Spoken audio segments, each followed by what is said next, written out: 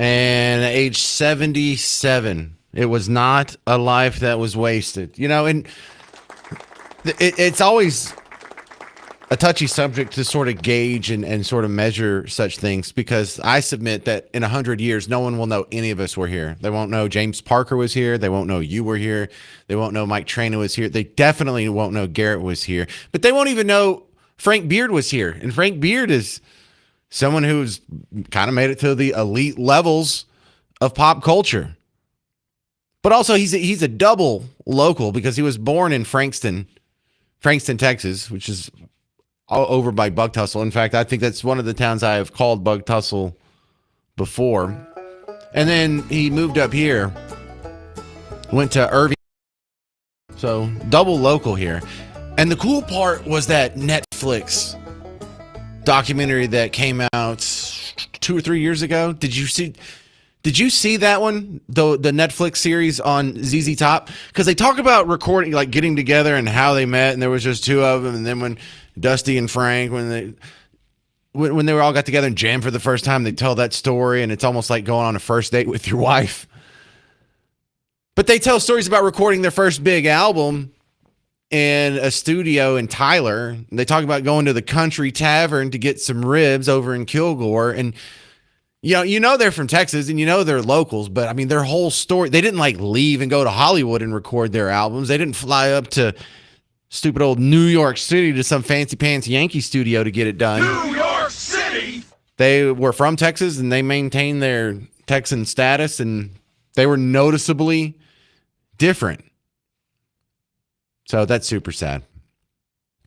Also, I already had people reach out to me. Wait, can you give me the link to get the free tickets to the GOP convention that's coming up next month? Bro, I said in the segment, they are shared out on the Facebook page and the X feed for WBAP. I'm trying to drive web traffic, okay? I'm trying to get you to go to these things and follow us and click the links and get some sort of social media capital out of that. But no, actually, if you're going to say something funny, I'll send you the direct link. Jay sent me a message on Facebook. He said, how does a fat veteran in overalls get into that shindig? And so I sent him a link. It said, this is the link for fat veterans. And so I'm not wrong. That link does work for fat veterans if you want to get in. But all right, let's get back to some serious news here. Let's just to set the table. This was Donald Trump on Friday making the statement that the Strait of Hormuz is going to be U.S. territory pretty much. And after we finish defeating Iran, which is being very badly defeated, pretty soon I'll be declaring the Hormuz Strait a territory of the United States.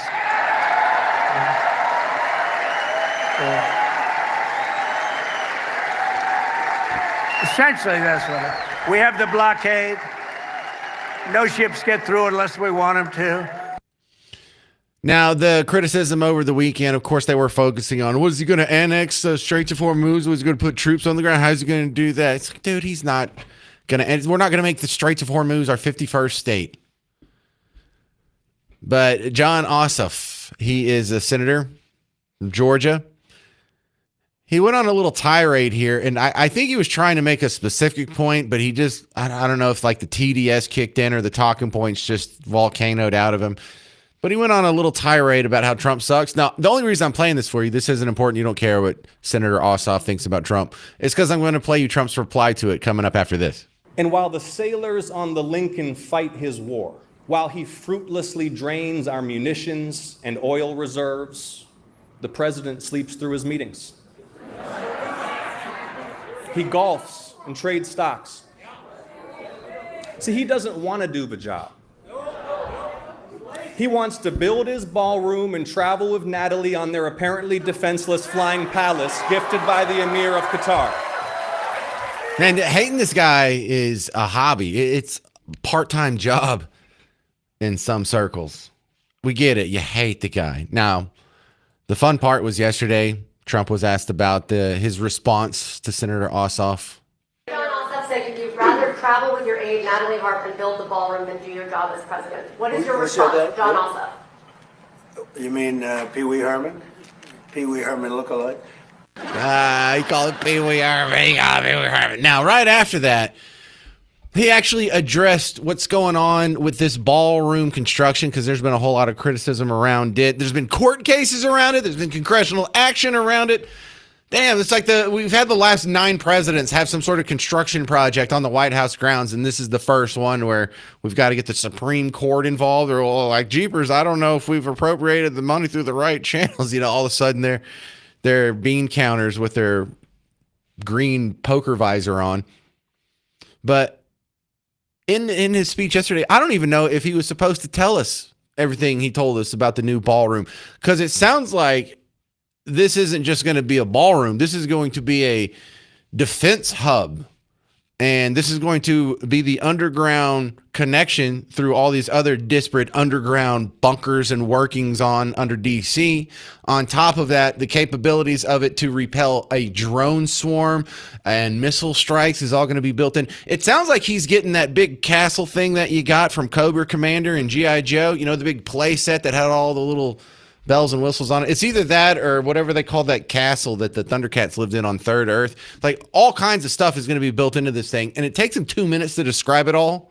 And I'll play that all for you coming up next on the James Show. The hidden defense secrets in the upcoming White House ballroom. That's next on the James Show. News Talk 820, 93.3 FM, WBAP.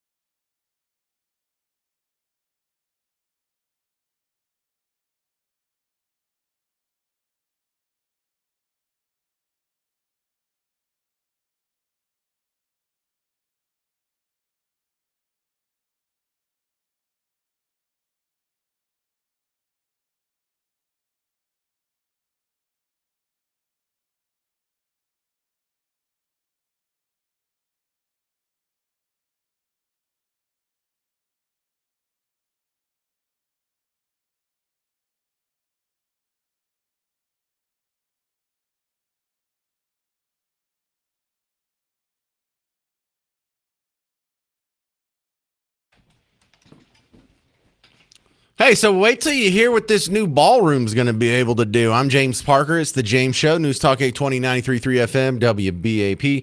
Remember, when you wake up, the WBAP morning show, that is your default morning show. If it's not, then you need to switch. It really is that simple. All right, Trump wasn't expecting to come out and talk about this. This was yesterday when they were in the White House and they had invited that guy who had saved a 16-year-old girl from drowning. It was the lifeguard, the young guy. And of course, the media's there and they're going to ask him questions. And so he kind of did this off the cuff. This wasn't supposed to be about Iran. This wasn't supposed to be about the economy. This wasn't supposed to be about construction at the White House. It was all over the place. And it was actually right after that response I just played you in the last segment where he called Ossoff, Senator Ossoff, what did he call John him? Ossoff said you'd rather travel with your aide, Natalie Harp, and build the ballroom than do your job as president. What is your Who said response, that? John Ossoff? You mean Pee Wee Herman? Pee Wee Herman look-alike? Yeah, Pee Wee Herman. In fact, that's when I get called racist on the show, we have a little trick here where if someone accuses me of being Hitler or racist, I play the sound that if they said the secret word on Pee Wee's Playhouse. So whenever that's what that's from. Like a hi, make a hiney ho. But after that, he off the cuff rolled into this discussion of what this ballroom is going to be capable of. And this isn't for two-stepping around the room. Check this out. It's 2 minutes. In addition, they've been trying to get a ballroom for the last 150 years. And when I said I was going to build a ballroom, the military asked if they could see me. And they say, sir, we have an opportunity to go down deep into the ground and build a military facility to go with the White House and to go with all of Washington, D.C., which would be so valuable. And then they came up with the drone port on top, which would be a major drone port to protect the White House and all of D.C. And all of those things added up, and it became much more than just a ballroom. And I said to myself, wow, what an opportunity. I mean, if I was just going to build a ballroom, I could have had it built very quickly because I build very well and very quickly. We went 5 stories down into the ground. We did a lot of tremendous things for the military, things that they could never get. They said, this is an opportunity that we have because you're building the ballroom, that if you would be willing to spend more time, we would love to be able, we've been trying to do this at the White House for many, many years, and they've been trying to have a ballroom at the White House for many, many years. Now, what happened is we used to use tents, and the tents are usually made of either plastic, a plastic material, or canvas. And they wouldn't stop a .22 caliber. They wouldn't stop anything in terms of safety. It'd be very dangerous. And they haven't used a tent for years. They haven't had any big, like we have President Xi coming on September 24th or so. I think it's September 24th. And we'd love to have 2,000 people coming to dinner and celebrating a nice evening, et cetera, but we only have a room that's going to hold 89 people, and 89 people is not appropriate. So maybe more importantly, it's totally secure with bulletproof windows, bulletproof sides. It's drone-proof, it's missile, every at the top of the line. And we need it, and especially with what's happened, unfortunately, to the world, you could say. So you can see a little bit more of what is behind the thinking of this ballroom once you digest that 2 minutes. Because what that implies is right now, or without changing the ballroom, they didn't have drone defense capabilities built into the previous ballroom. That makes sense. You know, the East Wing was built when they didn't have drones. There wasn't drone swarms, but now we've been seeing them be used so effectively in the Ukraine and Iran and different theaters of war here. We kind of need one. In fact, they talked about how many proofs it was. It's missile proof. It's bulletproof. It's all the proofs. It goes down 5 stories. I bet it goes down deeper than that. But I can see the national security angle on this. Plus, people keep shooting at him. So let's not have an event where the only thing that's between me and the nearest sniper is a piece of burlap, piece of canvas. And for those of you who would think guns are scary, he referenced a .22 caliber. That's pretty much the smallest bullet possible. But yeah, to keep him safe from assassinations, to keep him safe from foreign invasion or foreign attacks, drone attacks, you know, we got to keep these things built up. And I don't know, I kind of wish he would have said that at the beginning. That would have made it a little better. But now I'm imagining this awesome, almost cartoonish level of defense to where are we going to see the ballroom where they're having some inauguration or someone's wedding reception, or we're receiving some head of state from some country on the other side of the planet, and there's going to be a drone swarm that's going over DC, and then all of a sudden what's going to happen? The roof of the ballroom is going to open up and all these counter defense drones are going to come out. These missile batteries are going to sort of aim and shoot themselves. I think that's what we got going on here. That, and I'm like 12 years old again, and I'm playing with my friend's G.I. Joe setup. That's what it feels like. So yeah, I learned quite a bit about the ballroom just based on Trump talking off the cuff there. Here's a real update, though, on what's actually going on with Iran, not just the debate around it in the Strait of Hormuz. Trey Yinks gives you the actual details about the latest situation, Trump, Iran, all that stuff. Today, the memorandum of understanding between the United States and Iran expires. It's been 60 days since it was signed, and reports indicate very little diplomatic progress to reopen the Strait of Hormuz. All of this is taking place as President Trump told Fox News that Iran should put up the white flag of surrender. He added that I have no time schedule. I'm not in a hurry. The president also warned that he would bomb the S out of Oman if they got in the way, as reports indicate ongoing talks between Iran and Oman about control of the strait. Now, international shipping data indicated only 5 cargo ships passed through the strait on Saturday and none on Sunday. This is due to Iran continuing attacks on vessels. All right, so we have the Leonard Skinner Foreigner Tour coming to Dos Equis Pavilion August 28th. It's the Double Vision, Double Trouble Tour. See what they did there. Tickets on sale now at livenation.com. Leonard Skinner and Foreigner, Dos Equis Pavilion, August 28th, livenation.com. All right, now coming up next on the James Show, I'm going to continue this. I'm not giving up on COVID accountability, and you shouldn't either.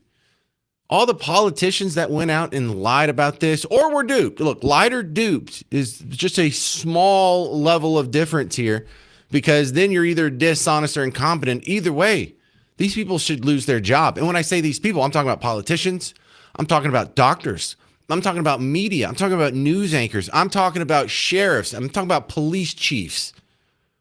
There needs to be a reckoning. No, I'm not forgetting it. No, I'm not going to let it slide because it's been a long time. No, I'm not going to, just let it go. What's the point? No, it was the biggest violation of constitutional rights in our entire life. And if we don't put our foot down on this, we're not going to put our foot down anywhere. You're just setting yourself up. If you let the tyrants run free, you have to punish them. I'll try and make the case next on the James Show. 800-288-9227. I'm James Parker on News Talk 820 and 93.3 FM WBAP.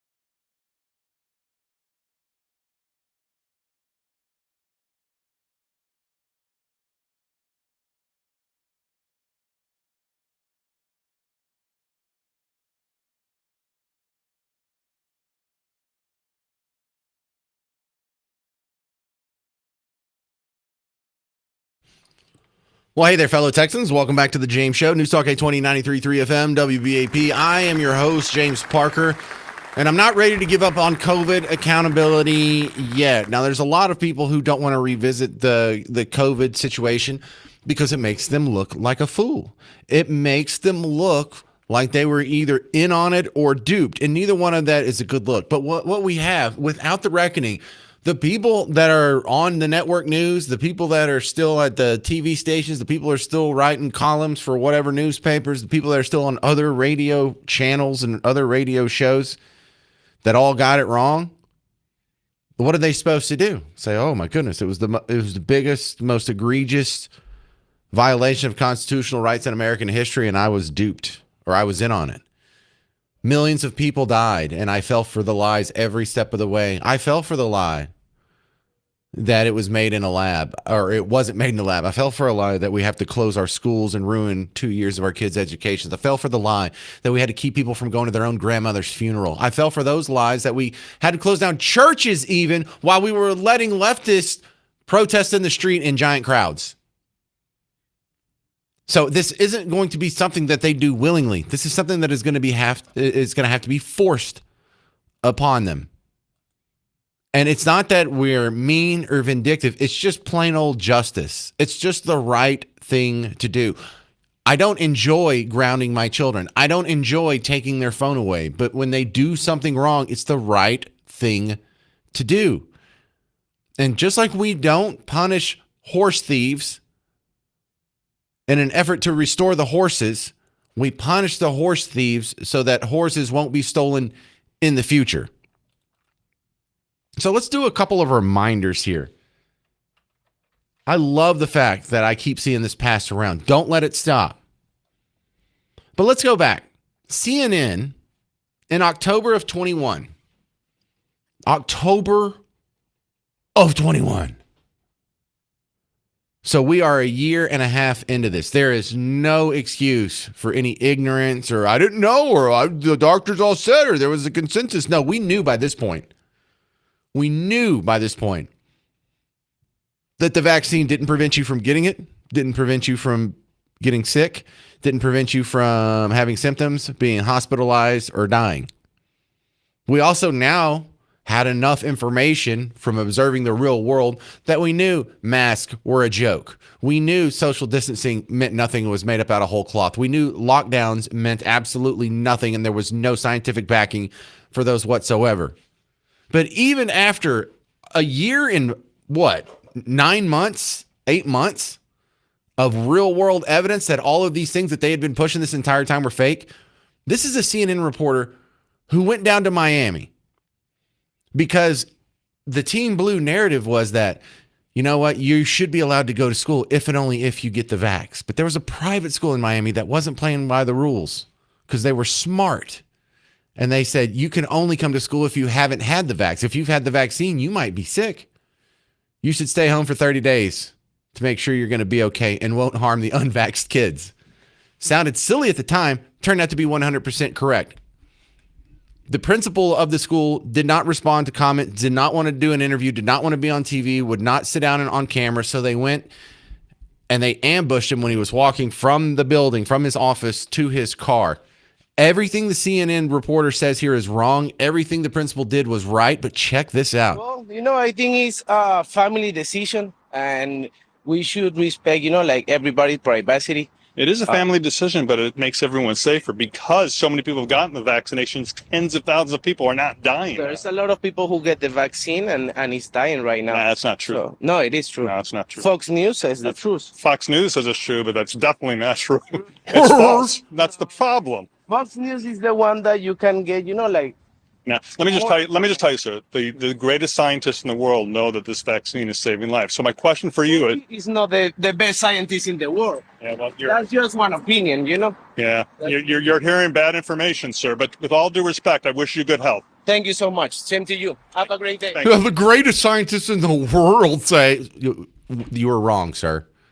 A little humility, please. And for those of us who are right, we don't need to be humble in this moment. That guy from CNN owes that principal in Miami an apology. And I don't mean he needs to float him a text message. I mean, he should be on CNN on camera playing that video and saying, I can't believe I got it this wrong. I can't believe I went there and harassed this guy. I can't believe I went down there and I condescendingly mocked him. The greatest scientist in the world. He was wrong. That guy was right. And how about a little reflection, CNN? How about, oh, well, if you've heard it from Fox News, these people are idiots. They got it right. You got it wrong. You ever going to go correct the record on that? And how about a little pause right now in your just so cocksured nature on, well, socialism's better than capitalism, or we've got to do this program, or the economy's going to tank if we do this or that, or how about a little reflection? How about a little humility? Here's another example. Chris Cuomo and Don Lemon on CNN mocking people for taking ivermectin. People who are injecting drugs for animals and horse. And people telling them to. Oh my God. What person? You know, you talk about cancel culture and who to shame. Ivermectin, a dewormer, really? They are shaming themselves. No one has to shame them. They're shaming themselves. No, they need to be shamed. Yeah. They need to be called out and shamed, brother. Turned out they were right. You need to be shamed. You owe him an apology. Here's Adam Carolla, who actually shared that clip I just played. Chris Cuomo wasn't happy about it and texted him. I got a text from Chris Cuomo the other day because I retweeted one of his bad looks. This is great. And he's like, "What's up, bro? Like, what are you doing?" And I'm like, "I'm just retweeting what you said. Like, listen, everybody. You said a lot of stupid during COVID, and I got a lot of foisted on me thanks to people like you saying a lot of stupid." And so did Aaron Rodgers. So now it's 5 years later. I know a lot of people don't like the fact that it's being relitigated. Perhaps you should have shut the up back then.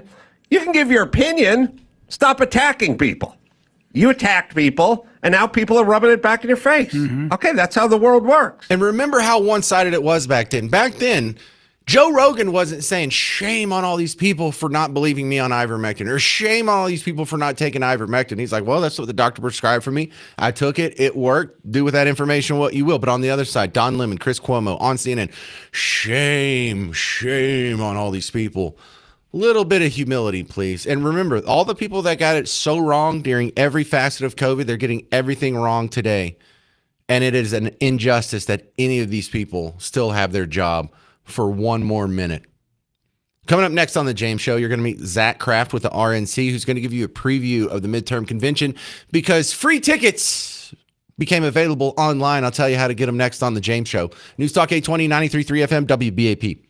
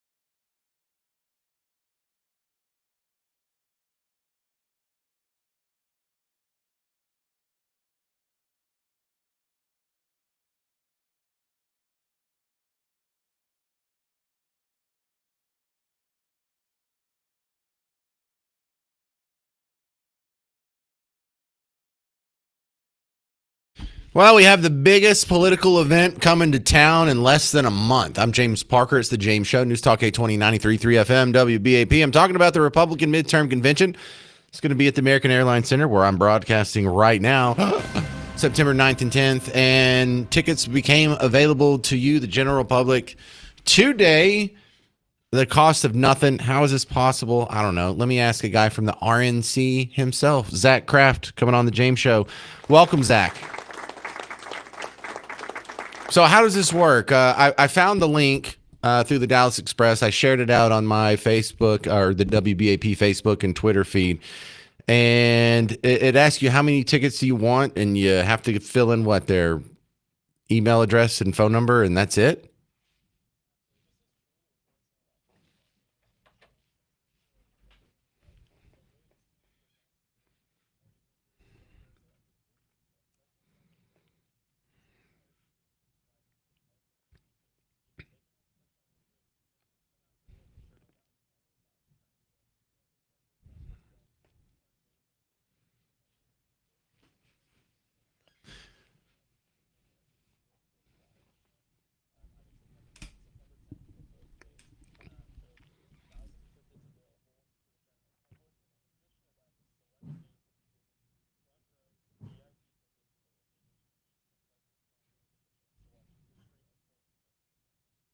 Well, how do you keep bad actors from staying out? You know, if I was one of these buttheads that like to interrupt and protest everything, well, what's to keep them from signing up and ruining the party?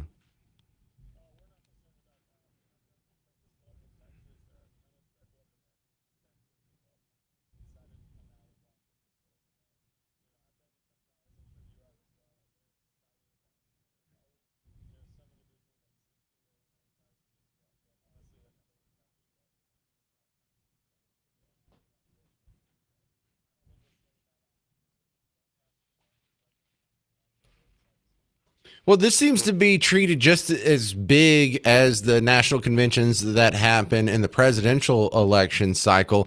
In fact, I saw that this is going to be the biggest convention the Republicans have had of any kind since, I believe, 2016.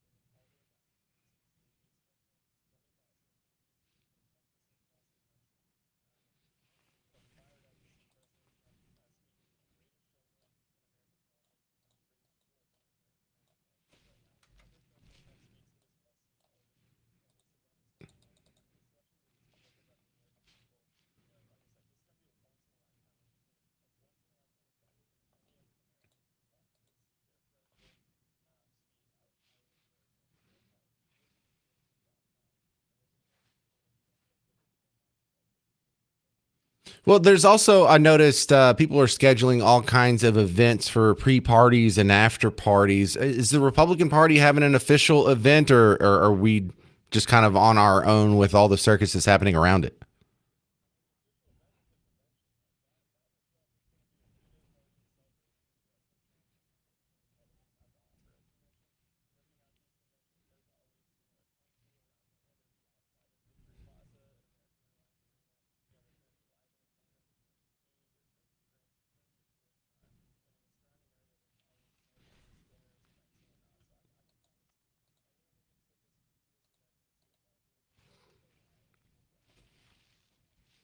Well, I can tell you're an incredibly positive guy when it comes to this event. So, am I going to get to meet you when you come down here, Zach? Okay, now when you get down here, I'm going to be leaning on you to bring some good guests. We are at the American Airlines Center, so it shouldn't be a far walk. All right, Zach, help me out.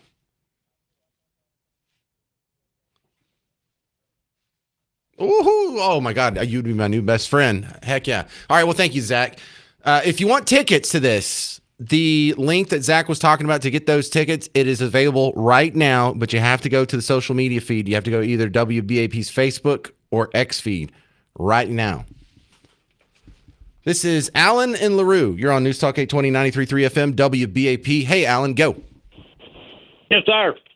Hey, Dr. Fauci.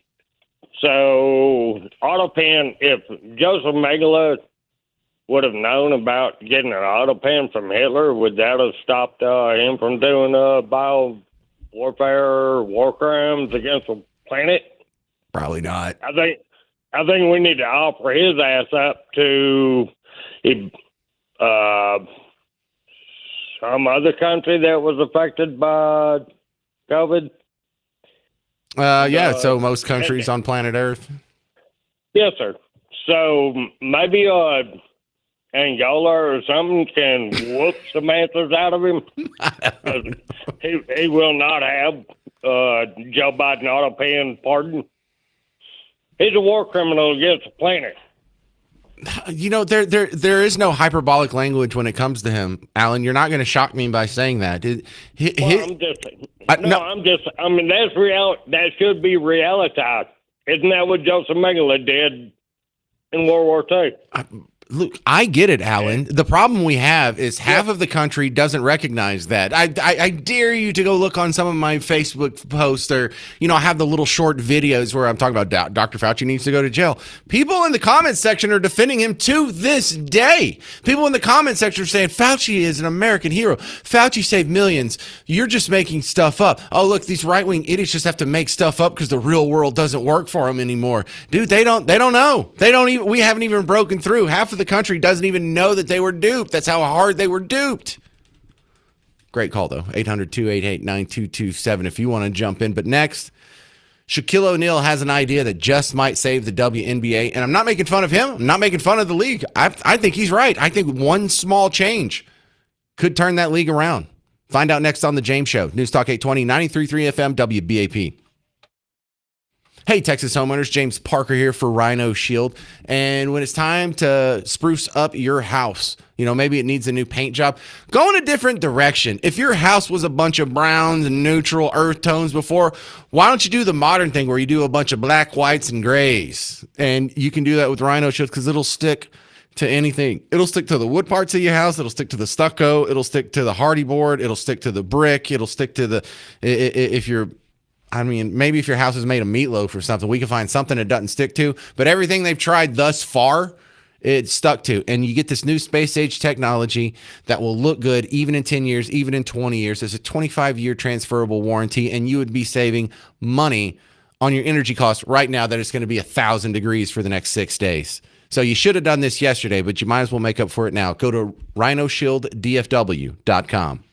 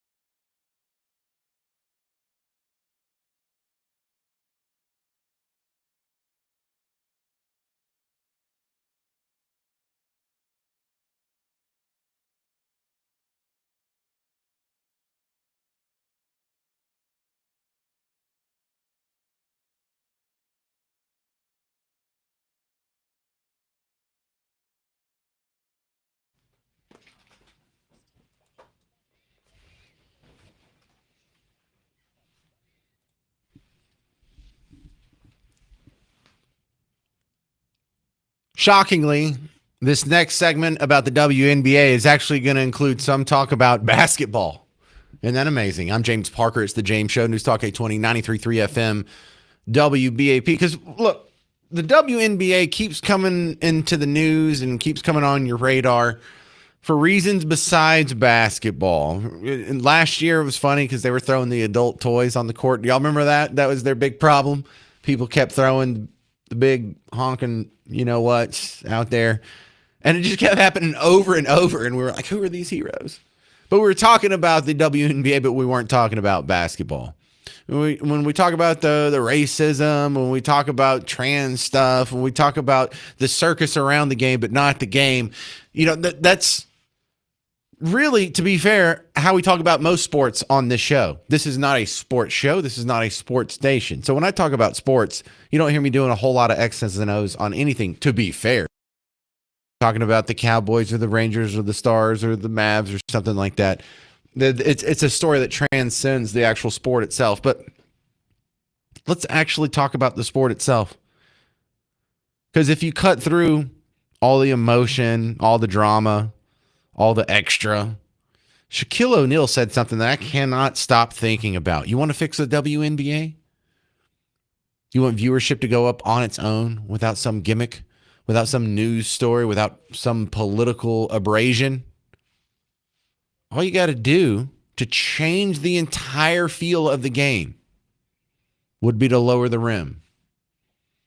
Now, that sounds simple, but think about it. One of the big pullbacks, one of the big things you notice differently from the WNBA versus the NBA or men's college basketball or men's high school basketball is the absolute lack of dunking. And that's one of your favorite parts about basketball. Seeing someone just cram it down, hang from the rim. It's a good look. So Shaquille O'Neal's little idea, call me crazy, I think this might save the WNBA. I have a solution for the WNBA. Right. So I don't know if you know, in males beach volleyball and women's beach volleyball, the net is lowered just a little bit. That's what? It's lowered. The net is lowered. So the only thing missing from the WNBA to the NBA game is the dunk. So imagine, I'm not saying lower it to 9 feet or 8 feet. Just so they can dunk. So they can dunk. More of that. Just a little bit. So I think if they did that, it'd make the game more exciting. Because look, they got the handles, they got the shooters, they got the showmanship. They just don't have the dunk. You know what? There's something to that. There is something that I'm not saying I would become a fan or I would start watching, but it would make it a lot more exciting for the people who are on the cusp. And when you think about it in the terms, like, I loved how he compared that to volleyball. Because in the volleyball world, the net is lower for women. But you see the accommodations being made in other sports as well. Gentlemen, when you go out and you play a little golf, there's different tees. Guess which one is the furthest front? Guess which one is the closest to the hole to start with? Yeah, the women, they have their own tee box. Nah, this makes perfect sense. The low light reels that are floating around, like there was a game this weekend where Angel Reese missed like 11 layups, and if you put them back to back, it looks really bad.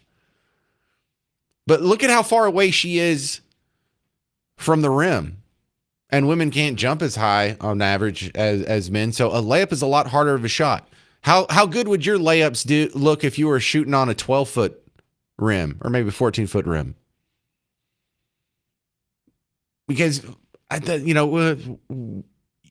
we have it separated in our heads that when you see like Sophie Cunningham, this big, skinny, tall, blonde girl, the pointy one, that one, she looks really tall, doesn't she? She's one of the taller ones on the court. She's the down banging around in the paint. I'm 2 inches taller than her. You understand that? I'm just a talk show host who happens to be a dude. I'm 2 inches taller than her. Here's another little secret of the pros. I am the shortest talk show host on WBAP, and I'm 6'3". So we forget how far away are these girls from the rim? A lot farther than I am. A lot farther than most guys are in the NBA. No, I think this would solve it. In fact, I always joked that when my little kids played little dribblers when they were in elementary school in their first like one little failed season of basketball, it was on a lowered rim, and I used to think we should keep this thing lower through, I don't know, till we get to about middle school. Maybe we should raise this for high school. But I even remember thinking about that. Maybe we should just leave it a little bit lower for the girls. And then I completely forgot about it until Shaq brought it up. And this is a much better discussion than what we were used to over the last couple of weeks. I am not a biologist. How can I be expected to define what a woman is? If you think you know how to tell the difference between a man and woman, please speak up. Boys have a penis, girls have vagina. Yes, this is what we've been dealing with in the WNBA for the last few weeks. But no, Shaq's on to something. I don't know. Am I just too optimistic here? Am I just too over my skis thinking that would save it? Maybe it would bring a couple of new viewers, but it's not going to save the league. I don't know. I kind of hope it does. I would really like to see that league make its own money and not have to live as a product of a grievance, because that's what it is now. It's a charity case. It's a welfare program based on gender grievance. And I would like to see it succeed. 800-288-9227. 800-288-9227. Coming up next on The James Show, data center meetings all over the place. I'm James Parker. It's News Talk 820, 93.3 FM, WBAP.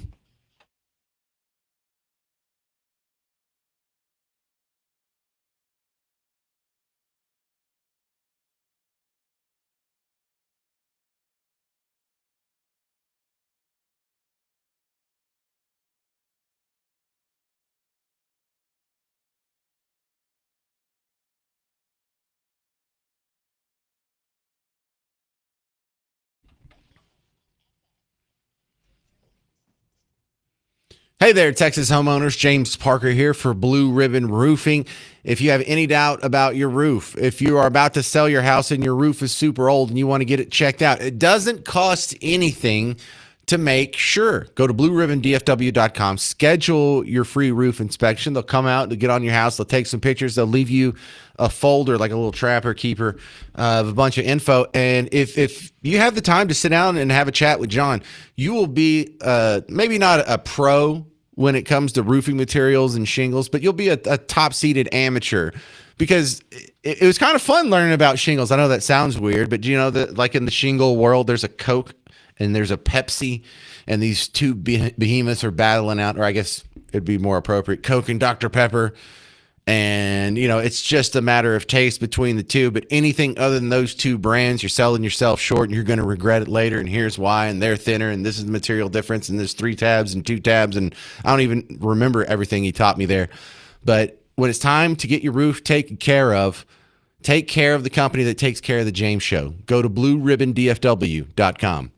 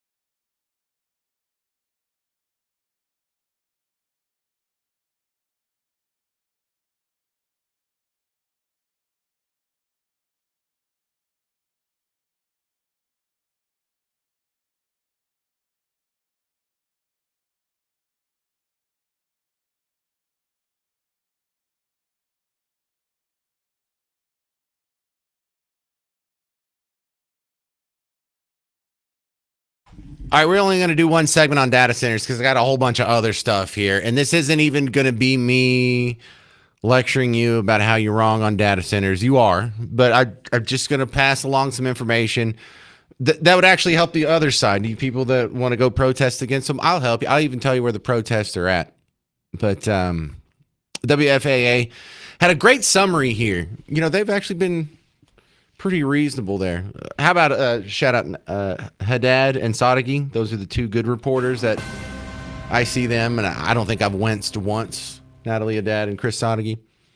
But there's a bunch of data center meetings in North Texas. Thought you'd like to know. WFAA. Good morning to you. Yes, the debate over data centers continues across North Texas, and we're going to start here in Denton this morning, where in just a couple of hours, Denton County Commissioner's Court, will have a meeting, and they will be given a presentation on the latest on data centers here in the area, and they may possibly take action. But guys, this is just the start of a very busy day. Later on today, Denton City Council will continue by moving forward with possible moratorium on new data centers, a temporary pause while the city works on stricter rules for future development. Now, this all comes as the fight over a new data center in Westlake now plays out in Tarrant County. A judge issued a temporary restraining order yesterday blocking Westlake from moving forward with the development agreement for the project. Neighboring city of Keller has been pushing back on the new data center because it would sit by nearby homes in that city. Keller City Council meets again today with, quote, possible legal action related to the Westlake data center on the table. Now, while these facilities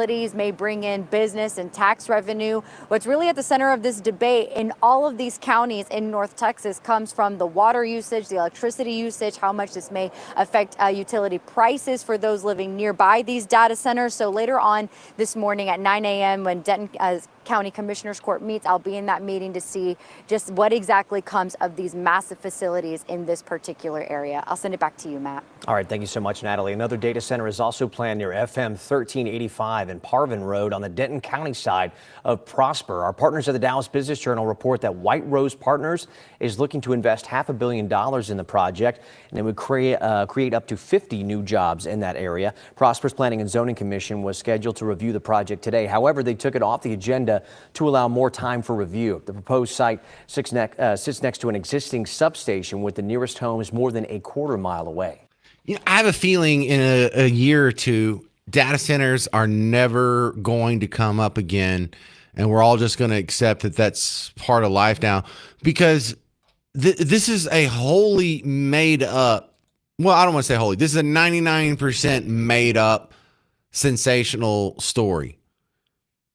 There are 621 data centers already completed in Texas that are online and working. Did you get any stories for the years and years and years that we've had data centers? You know, the first data center was built, I believe, if you want to be a jerk about it, in the 1940s. But data centers, as long as we have had the internet, have been exploding. So the late 80s, early 90s, data centers were everywhere. That's when they started to be everywhere. You probably drove past 4 data centers on your way to work today. There's data. Look up where the data centers are. There's like 2 of them on Elm Street down here. You wouldn't even know. But data centers somehow in the last year have been able to get people worked up. And it's not just people getting worked up, it's getting news coverage. And people are showing up at meetings for the permit process for these. There weren't people protesting at the permit process for the first 621. Why now? There wasn't the news out there ginning this up for the first 621. Why now? Doesn't this all feel manufactured? Doesn't this all feel fake? Isn't the coincidence that thousands of people just all of a sudden at the same time after 620 data centers decided that data center 622 was too much? It's fake. It's just all contrived. I don't know who's behind it. I don't know if it's one group of people or if it's several group of people whose interests just sort of converge here. But I don't believe in coincidences like that. Especially not after COVID, not after what we saw there. Oh, yeah, it's just a coincidence that the virus came from a wet market and not the Wuhan novel respiratory coronavirus lab. Which virus? Oh, yeah, the novel respiratory coronavirus that happened in Wuhan. I don't believe in those coincidences. Also, another town hall that's happening. or several of them happening around town for the Dallas budget. Now, I don't give these much stock at all. But if it makes you feel better to go out and air your grievances to city councilmen in their district as they try not to roll their eyes in your face, I mean, you can go do it. But the rumor mill is so ugly on stuff like this. Happening tonight, Dallas wants your input on its budget, a $51 million shortfall. The city kicked off a series of town halls on a proposed $5.5 billion budget, the largest in Dallas history. Tonight's town halls start at 6, and more are planned for Thursday. Yeah, I don't like that. Don't like that at all. Are the people going to go? Do they ever show up to these meetings and say what you want them to say? Do they show up to these meetings and they're like, hey, we really need to get rid of DART. We really need to get rid of all the public libraries. We really need to get rid of bike lanes. We could really cut this government by more than half. Now, it has been your observation that most, not all, of course not all, but most of the people going up there are trying to get money out of the system. They're trying to get their grubby little hands in the cookie jar and bring it back to themselves or their community. That's what it is. Well, we need to have this program to put water fountains in the park. Oh, yeah? Well, who's getting the water fountain contract? That's just a coincidence. He happens to be a donor to XYZ. Oh, no, we need a new program for homeless. We need a new program for children, or we need a new program for midnight basketball, or we need a new library location, or we got to paint the steps gay, or whatever it is.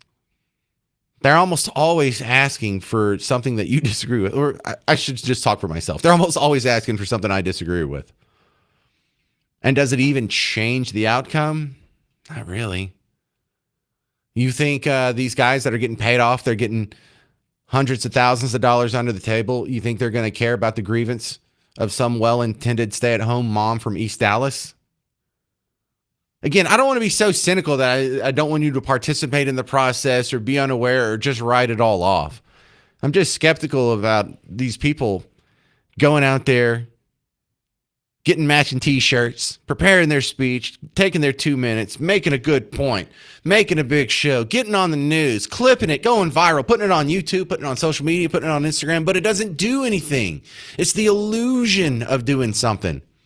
And as long as you're occupied chasing illusions, you're missing the real work. So that's kind of what I don't like about this whole setup with the public comments. But hey, listen up. This Labor Day, $1,000 could be yours. Enter now for your chance to win and make your holiday a little sweeter. Enter this national contest today, WBAP.com, sponsored locally by Benjamin Franklin Plumbing. Now, coming up next, to give you a little more in-depth talk about this budget process and all the shenanigans going on and the shady stuff in Dallas City Hall, you're going to hear from a local councilman on the Dallas City Council. Karen Mendelson returns to The James Show next on News Talk 820 and 93.3 FM WBAP.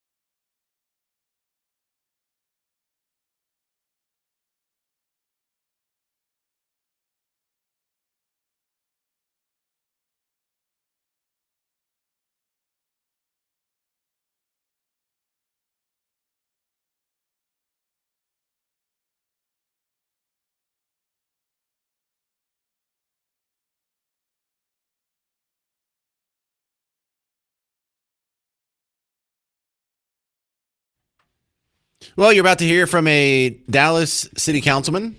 I'm James Parker. It's the James Show, News Talk 820, 93.3 FM, WBAP. And this is a tough one for me because we do invite people on from all the local governance. I don't want to say all. And I am shocked at how, for people who are in the business of public relations and getting votes, how many people are willing to turn down being on the afternoon show of the biggest talk radio station in all of the great state of Texas. But Kara Mendelson's not scared. She'll come on. She's not here yet, but she's supposed to be here soon, and she's been on before. She's the only one on the city council that I don't think, have we actually emailed each person specifically from the city council? Because I know we've floated some emails out to a few of them. I know I've reached out to a few of them on Twitter and on social media. We've reached out to the mayor a few times, just haven't gotten back from them. And I don't know. Do you see me? Do I have a reputation for destroying political careers? I don't think I do. Whose political career have I destroyed around here? Absolutely nobody. Now, that's not saying I'm above that. No, I wouldn't be willing to do it in the right circumstances. But the Dallas budget situation, even though it doesn't directly affect a lot of people who are listening right now, it's actually something that you could pretty much just echo this in your local city council to some degree, because the incentive is always going to be there for the powers that be to spend as much money as they possibly can. That's a lever of power for them. And if they can possibly squeeze some more taxes out of the citizenry. And so we have a couple of push and pull situations here where tax cuts are what sell the voters, but tax hikes are what gives the people who are already in charge more power. So in the middle of this push and pull here, we get some sneaky things that are happening. Dallas is bragging about lowering their tax rate, but if you look at the minute amount that the tax rates are being lowered versus the amounts that the appraisals are going up, your taxes are still going up. And it's not even illegal or libel or slander or whatever it is to say, hey, we're lowering your taxes when your tax rates are going lower, but the nominal amounts going up. Now, what do you think the comparison is here? Because up in Frisco, they're talking about raising taxes. This was a move that would take it from 42.5 cents per $100 of assessed value to 44.1 cents per $100 of assessed value. So you think, you're like, well, that, I don't know, how does that compare? Well, in Plano, the proposed tax rate, $43.96, or 43 cents, 43.96 cents per $100 of value. But what is it in Dallas? Dallas is 66 cents per $100 of value. So when you look at just the nominal, or not the nominal, when you look at the rate, you're paying 150% of the tax rate in Dallas that you would be paying if you had just moved to Frisco or Plano. Here's a dirty little secret. Who's doing the best out there? What's the brightest, shiniest, safest, most affluent city this North Texas area has to offer? Hands down, it's Highland Park. What's their tax rate? 12 cents. James, it sounds a little low. What are you talking about? Well, I understand that the houses are a little more expensive in Highland Park. Oh, I misspoke.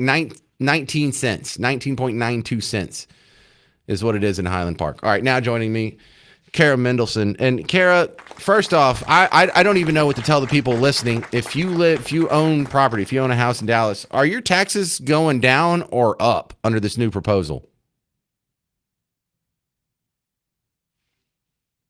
Kara? Yeah, I can hear you now. Can you hear me now? Oh, that's all right. So for the people who have property in Dallas, are your taxes going down or up under the new budget?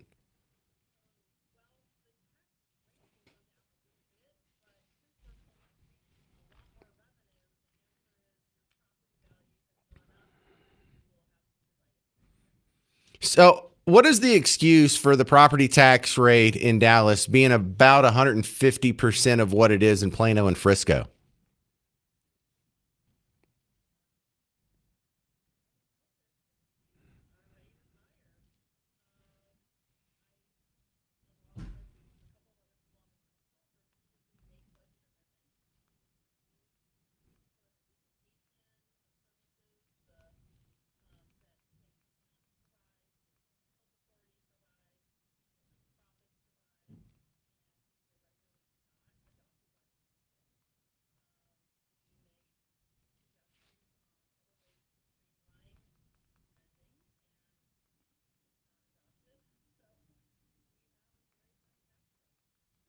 Yeah, that seems kind of disappointing here. Kara, the idea that we need to spend more money and we need to take in more debt and we need to propose more bonds and we need our tax rates to go up. How many people are for that versus against it on the Dallas City Council? You don't have to name names, but I mean, are you one person standing athwart everyone else?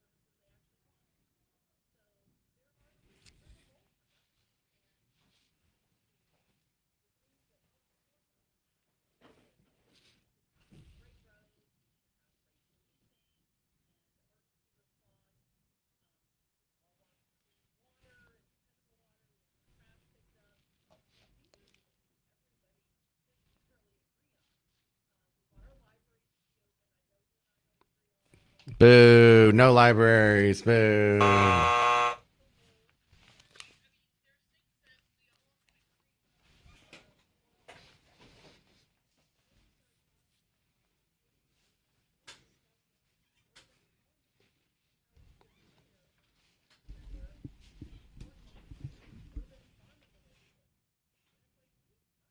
That is so dumb.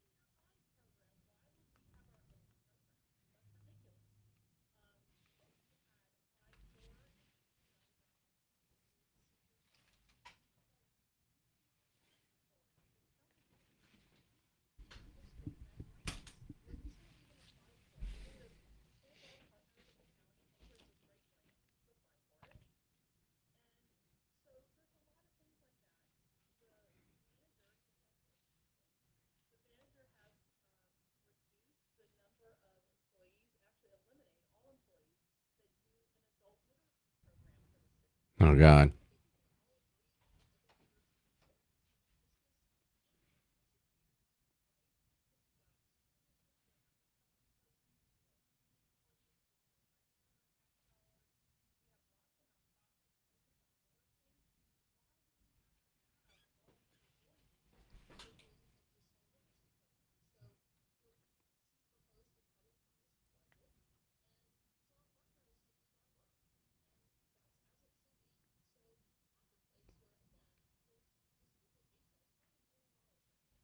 All right.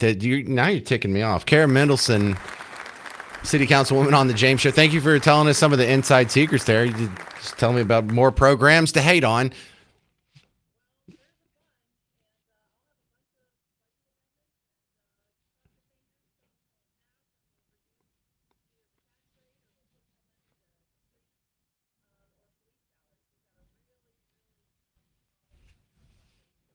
Right on. All right, Karen Mendelson, thank you very much for being on the James Show. Keep me updated on the budget process, and I'll keep making fun of them for you.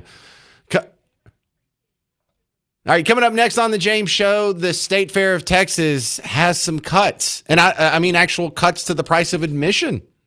You'll hear about it next on the James Show, News Talk 820, 93.3 FM, WBAP.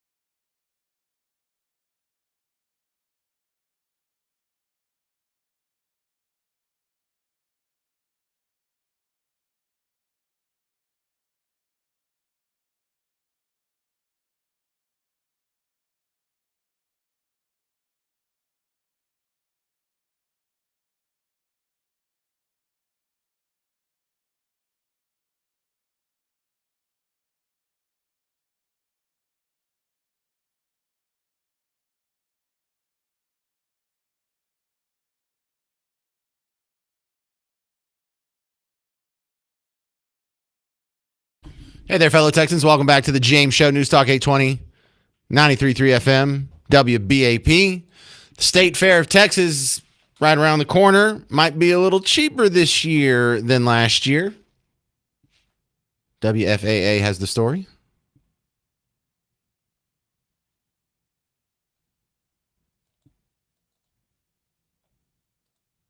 Well, I thought WFAA had the story. All right. WFAA did have the story, and they played it this morning. My computer decided it's going to freeze up. I have no idea why. But it's not big cuts. So the price of admission, if you're an adult, is going to be $2 less than it was last year. And I know $2 is $2. That doesn't sound huge. But you got to think, say, take someone like myself. I happen to have myself. I have Miss Parker, and I have 4 kids. So if each ticket's going to save a couple bucks, there's 6 of us. That's $12. Now we're talking a little bit. Now we're getting somewhere. So, every little cut on its own may not sound huge, but there's always people who are on the cusp of going or not going. And for many of the people, this could be a deciding factor. All right, let's do the WFAA clip this time. The State Fair is slashing prices weeks before the gates open at Fair Park. Adult tickets will be $2 cheaper. Not a ton, but hey, it helps. Tickets for children between 3 and 12 years old will cost $10, and that's also the admission price for anyone who goes to the fair after 5 p.m. Monday through Thursday. Parking in official State Fair lots is now $25, and the State Fair opens, by the way, if you're wondering, September 25th. I really wish they would give Big Tex a gun.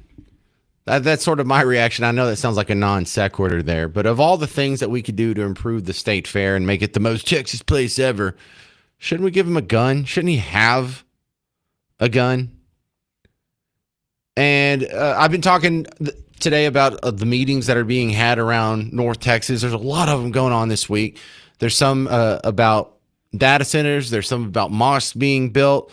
There's some about the budget. There's some about libraries. There's some about homeless. In fact, homeless has actually been an issue that's always been discussed in the city hall at the Dallas level.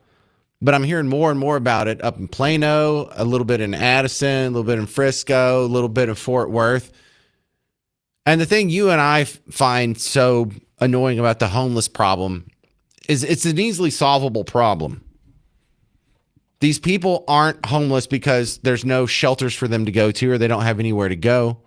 There are empty beds and shelters in every major metropolitan area in 2026 in America. That's how wealthy and generous and good we are. That's how supportive we are of our homeless brothers out there. But they're mental cases. They don't want to live in there. They want to get messed up on whatever they're addicted to, be it drugs or alcohol, or maybe they're just far gone down schizophrenia row. But they're all junkies. And if you don't admit that and do something to address that, you're wasting your time. Adam Carolla did a great rant on it because, listen, he's out in Los Angeles, so they have a problem 10 times bigger than ours, and their solutions are 10 times worse. So if you think you want to pull your hair out, I couldn't imagine living in Los Angeles. You know who I'm done with immediately? When they go, there's no one way to do this. Everyone is individual. There's no one way to come at homeless. Homeless stories are as different. No, they're junkies. They're fucked up junkies. All of them. It's not all the different rich pageantry of homeless. They're fucked up junkies, you dumb. I don't know why you guys don't understand that, but good luck solving a problem that you don't know how to correctly identify. Man, can you imagine if someone like that ever ran for office in Dallas? Wouldn't you vote for that? Wouldn't you vote for once in your life? Someone who is supposed to be, oh, we got to revitalize downtown. Get all the junkies off the street. Well, no, we're going to spend $100 million revitalizing Clyde Warren Park, and we've got this other program, and then we've got these athletic programs, and we've got this new library program, and we've got this. No! Pick up the junkies, put them in the back of a squad car, take them down to a box, and put them in. It really is a solvable problem. Which really makes homeless people, they're just out there because what? The local authorities want them to be out there? And I guess you just kind of have to scratch your head and go, I guess so. All right, coming up next on The James Show, Kids are going back to school, and in this new paradigm of education debates, whether it be the 10 Commandments on the wall or what dirty books are in the library or when do we start school, homeschooling's looking sweeter and sweeter than ever, isn't it? We'll talk about some of those options with Lance Johnson coming up next on The James Show. News Talk 820, 93.3 FM, WBAP.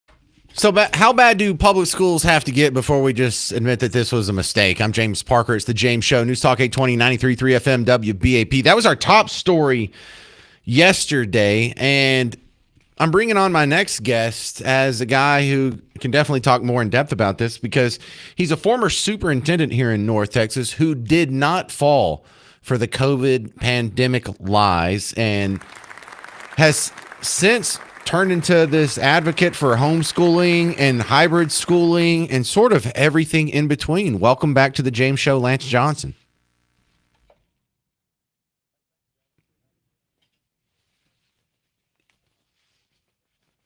All right, so a little bit of the background on us. We've stayed in touch with text messages or social media messages back and forth. And you've been real helpful whenever I talk about school. Sometimes you chime in and tell me things I don't know. But I got to be honest, Lance, I don't even know what you're doing right now. Like, what even is your job?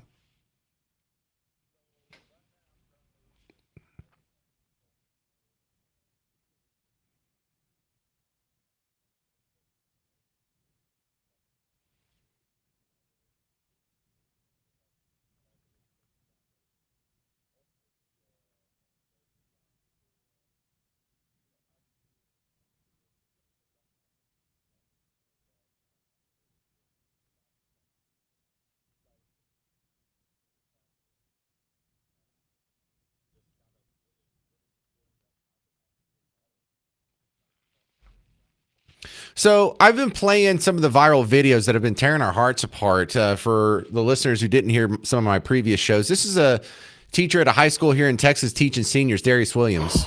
So I am on my lunch break. It is, I don't know, 11:30 or something like that. And I just finished a 3-hour class. We have what's called block, and block is where first and second periods are combined for subjects that need it. And so I literally broke down in the middle of class because I'm teaching seniors. These kids are leaving high school and going to college, hopefully, after they finish. We had. Anyway, he's saying they can't read. Lance, what's your reaction to that, and how is it different than the average person who's hearing it?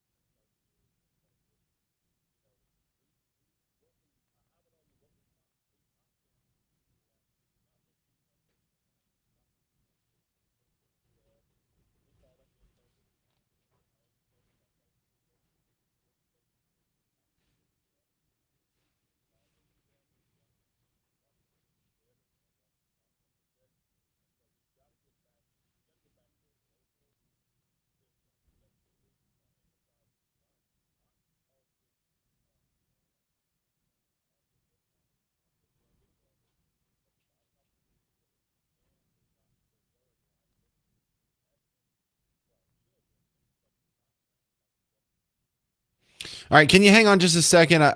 Because we're talking with Lance Johnson, and he has some info in his head that I want to share with you in about 4 minutes. For the parents who are on the cusp, you have kids in public schools, and you'd really like to get them out of there, and you'd really like to do a homeschool or a hybrid or some alternative. We'll walk through what your options are next on The James Show. News Talk 820, 93.3 FM, WBAP.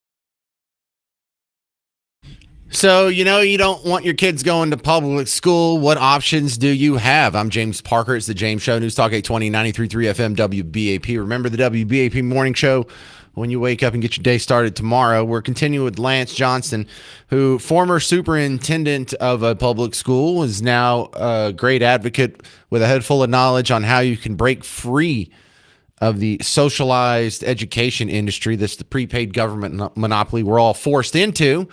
And so let's dig in that. For the guy who's listening to the show for the first time, or for the mom who's listening to the show for the first time, they really want to get their kids out of public school. What options do they have, and how do they make that happen? Even if they don't have a lot of money, even if they both have a job, even if they don't have free time, all the excuses in the world, give them some help, Lance.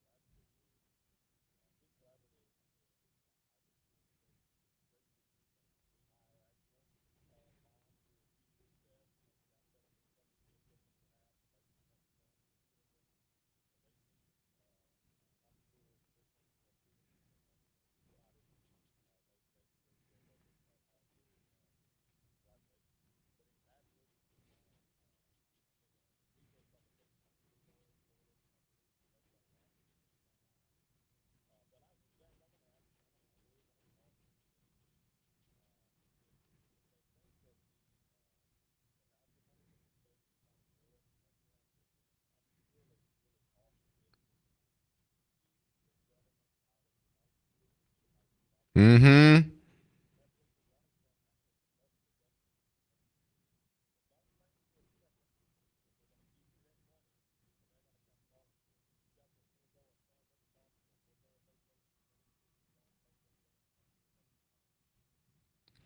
All right, Lance Johnson, for the people who have the common excuses, it sounds expensive, it sounds time consuming, I don't think I'm qualified. What's your standard pushback on those very common concerns?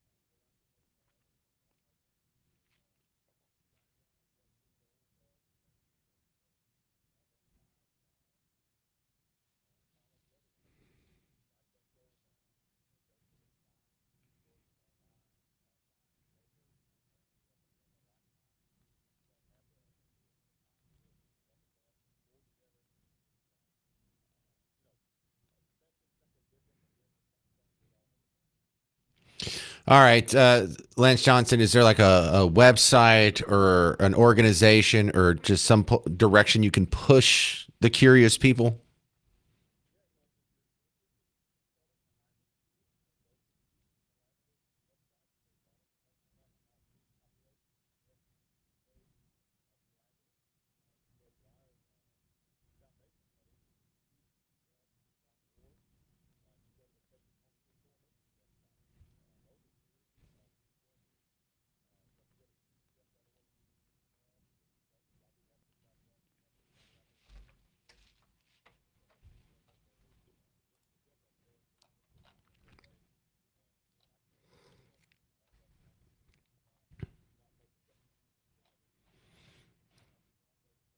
Right. Well, you know what I haven't heard, Lance? I haven't heard a whole lot of people say that they regret homeschooling their kids. Is that even a thing?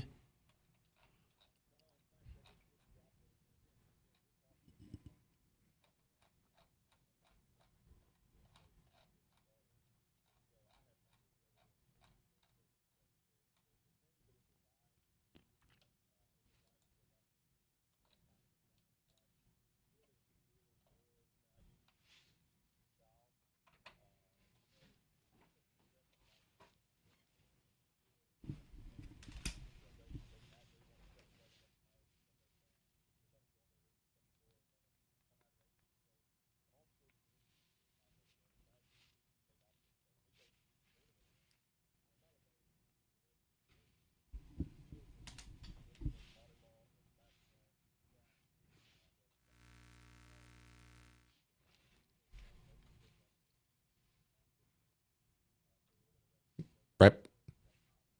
Lance Johnson, got to run. I appreciate all your help. Hopefully it points someone in the right direction. That's going to do it for my time today. Stick around. Mark Levin's coming up next. If you need more James Show action, go check out the podcast. But also, we have the link to the tickets to the Republican midterm convention. You can get some freebies if you act today. It's just a lottery drawing out there.